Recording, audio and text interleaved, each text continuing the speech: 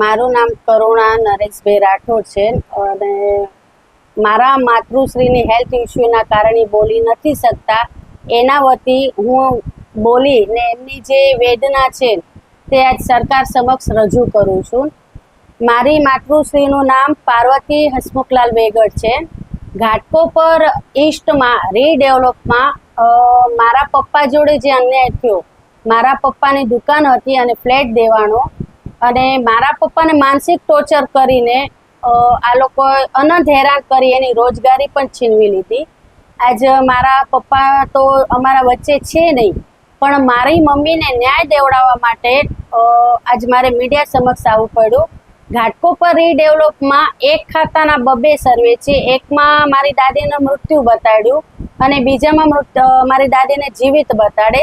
રીડેવલપમાં મારી દાદીને જીવિત બતાડીને અમને ફ્લેટ આપ્યા છે, પરંતુ હું ફ્લેટ હજુ સુધી લીધો નથી. ને મારી લડાઈ સરકાર સામે હતી કે મારી દુકાન છે તો મને દુકાન મળે. અને અવારનવાર મેં ઉપોષણ ઉપર બેઠી ત્યારે સીએમને લેટર મૂક્યો, ઘાટકોપર એમએલએને લેટર મૂક્યો, હરેક નેતાને હરેક અધિકારીઓને મેં આ રજૂઆત કરી, પણ કોઈએ મારી મદદ ના કરી. પછી હું ગુજરાતની વતની હતી, મુંબઈ મૂકીને મારે ગુજરાત જ્યારે રીડેવલપમાં મને ફ્લેટ આપવામાં આવ્યો, મારી રોજગારી છીનવાઈ ગઈ, ત્યારે મારે મુંબઈ મૂકીને ગુજરાત આવવું પડ્યું.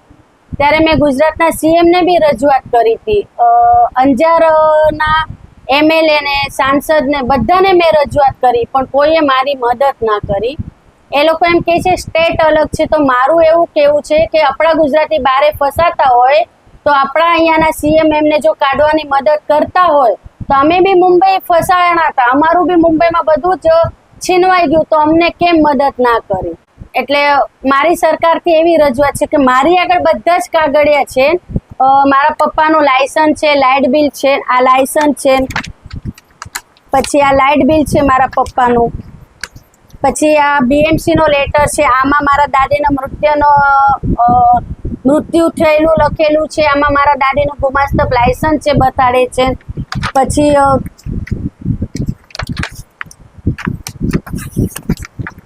આની અંદર આ છે બિલ્ડરનો રીડેવલપ, એની અંદર મારા દાદીને જીવિત બતાડે છે અને બીએમસી વાળા મૃત્યુ બતાડે છે. તો હવે મારે આ ન્યાય માટે સરકાર આગળ માંગ છે કે 2 રાજ્યના સીએમ સાહેબ અને જનતા વચ્ચે આનો ન્યાય થવો જ જોઈએ. અને જનતાથી બી મારી અપીલ છે કે મારા અવાજને સાથ સહકાર દઈ ને એક વિધવા મહિલાને ન્યાય દેવડાવે. મોદી સાહેબ મહિલા સશક્તિકરણની વાતો કરે છે, પણ અહીંયા મહિલાઓ ભેગા આવો અન્યાય કેમ થાય છે? બિલ્ડરનું નામ એવરેસ્ટ બિલ્ડર છે અને બિલ્ડર મને એવું કહે છે કે હું ઉપર સુધી હપ્તા પહોંચાડું છું, તો તમે 50 લાખ લ્યો અથવા ફ્લેટ લ્યો અને ગુજરાત ભેગા થઈ જાઓ.